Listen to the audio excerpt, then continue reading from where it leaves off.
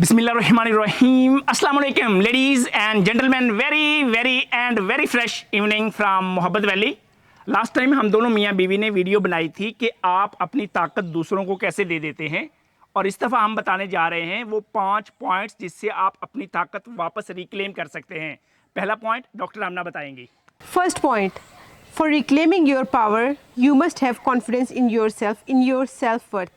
आपको अपनी स्ट्रेंथ, अपनी वीकनेसेस रियलिटी की बेस पे मालूम होनी चाहिए। आपको अपनी ज़िंदगी के अंदर consciously healthy value system, boundaries create करनी पड़ेंगी। अगर आप अपनी ज़िंदगी में बाउंड्रीज़ क्रिएट नहीं करते, अपने ज़ात से हट के अपने हस्बैंड के साथ, अपने बच्चों के साथ, अपने दूसरे फैमिली मेम्बर्स के साथ, if you have no boundaries, तो आपकी पावर कभी भी वापस नहीं आ सकेगी। So try to choose conscious value system, boundary system in your home, in your life. Number 2 पे identify people who have taken your power. Ladies and gentleman, बेकदरे लोग, वो लोग जो आपकी एनर्जी खा जाते हैं, आपका पैसा खा जाते हैं और आपका वक्त खा जाते हैं, उनसे बच जाएं, उनसे माफ़ी मांग ले। वो चाहे आपके गांव के हैं, वो आपके कॉलीग्स हैं, वो आपके दोस्त हैं, वो आपका बॉस ही क्यों नहीं है, उनसे माफ़ी मांग ले और उनसे खुद को दूर कर लें, ताकि आपको क्लियर कट पता हो। जब आप बात कर रहे होते मेरी सास ने ऐसा कर दिया, जब आप बात कर रहे होते मेरे बॉस ने ऐसा कर दिया, जब आप बात कर रहे होते मेरे दोस्त ने मेरे साथ ऐसा कर दिया, तो इनको आप आइडेंटिफाई क्यों नहीं कर लेते, इनके नाम आप लिख क्यों नहीं लेते? अपने दिल के ऊपर भी लिख लें, कागज़ पे भी लिख लें, और इनको प्लीज़ टाइम, एनर्जी और पैसा मत दें, किसी अच्छे काम में लगा दें, बजाय इसके कि हर रोज़ बार बार उसी सांप से डसे जा रहे हैं, उसी सुराख से डसे जा रहे हैं। बच जाएं इससे। Third point is reframe your language. हम किसी भी सिचुएशन को किस तरह देखते हैं, उसके बारे में किस तरह बात करते हैं, ये डायरेक्टली हमारे बिहेवियर को, हमारे थॉट्स को इफ़ेक्ट कर रहा होता है।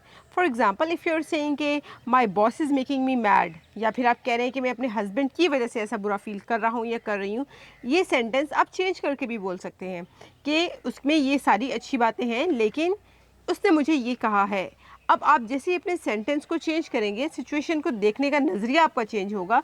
आप you will just start feeling कि आपके अंदर पावर वापस आ रही है, आपके नर्व्स बेटर हो रहे हैं, आपके इमोशंस बेटर हो रहे हैं। चौथे नंबर पे अपनी ताकत वापस जब आपने लेनी है, वो पॉइंट है थिंक बिफोर यू रिएक्ट। कोई भी आपको गुस्सा दिलाता है, कोई भी वाकया हो जाता है, इंसिडेंट हो जाता है, एक्सीडेंट हो जाता है, तो रिएक्ट मत करें।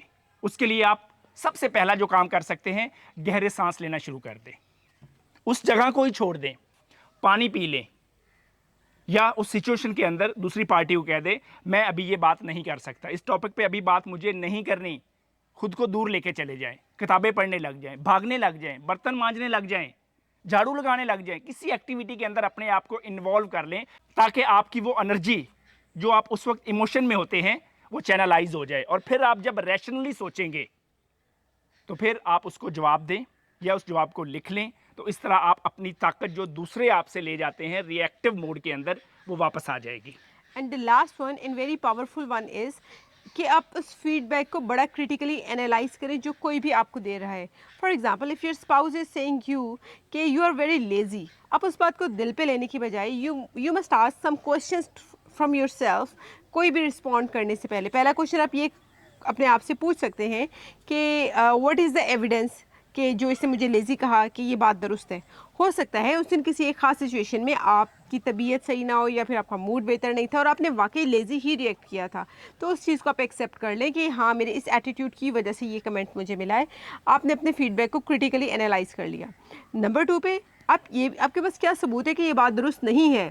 फॉर एग्जाम्पल, आपको लेज़ी कहा गया है, but you have the proof कि बाकी 6 दिन में बहुत अच्छा काम करती हूँ। अगर मैंने संडे के दिन ऐसे आहिस्तगी से काम कर भी रही हूँ, तो आई हैव द प्रूफ कि नहीं, मेरी रूटीन बहुत अच्छी होती है, मैं बहुत अच्छे से काम करती हूँ।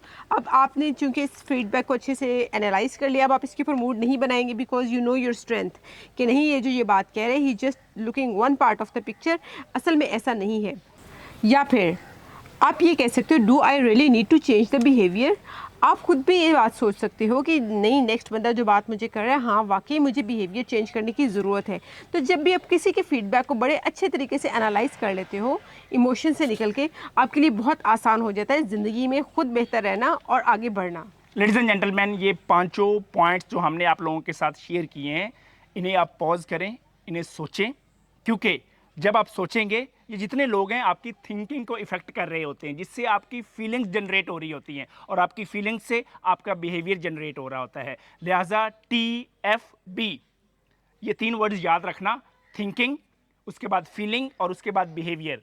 ऑटोमेटिकली आपका चेंज हो जाएगा जब आप दूसरों को अपनी सोच पे असरअंदाज होने ही नहीं देंगे।